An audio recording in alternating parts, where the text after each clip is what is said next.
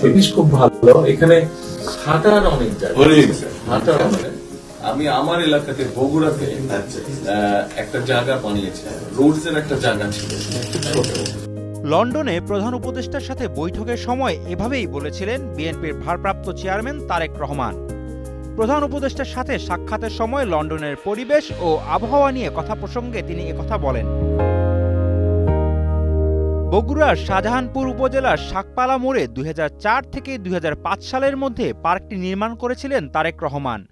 নির্মাণের পর নামকরণ না হলেও স্থানীয়দের কাছে পার্কটি শাকপালা মোড় পার্ক এবং ডায়াবেটিস পার্ক হিসেবে পরিচিত। দীর্ঘদিনের অবহেলা আর অযত্নে সেই পার্কটি হারিয়েছে তার সৌন্দর্য, হয়ে উঠেছে ভাগাড়। থেকে প্রায় 15-16 বছর আগে এই পার্কটা খুবই দর্শনীয় স্থান ছিল। লোকজন সবসময় সকাল বিকাল হাঁটাহাঁটি করতো। পার্কটাই ছিল একটা ডায়াবেটিস পার্ক হিসাবে। সবাই এটা সব জায়গা থেকে হাইটে এসে এখানে এসে পিটি করতো এবং আমরা নিজেরাও করছি। পার্ক আগে অনেক সুন্দর ছিল, এই পাশ দিয়ে সেই সুন্দর রাস্তা ছিল, লোকজন যাওয়া আসা করতো। এই দিক দিয়েও রাস্তা ছিল, সে রাস্তা খনন করে সবকিছু নষ্ট করে দিছে।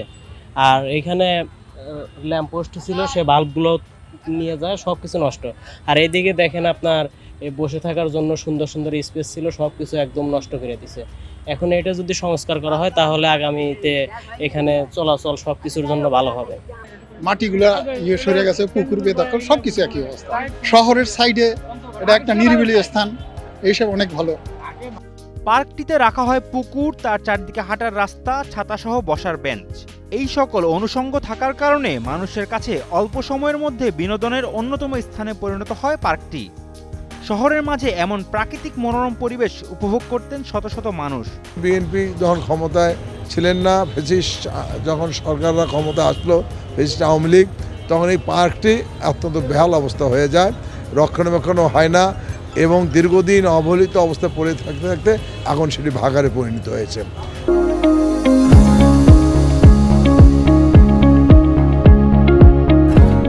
বিএনপি সমর্থকদের অভিযোগ, শুধুমাত্র তারেক রহমান করেছে বলেই আওয়ামী লীগের সময়ে পার্কের প্রতিটি স্থানে রয়েছে অবহেলা আর অযত্নের ছাপ।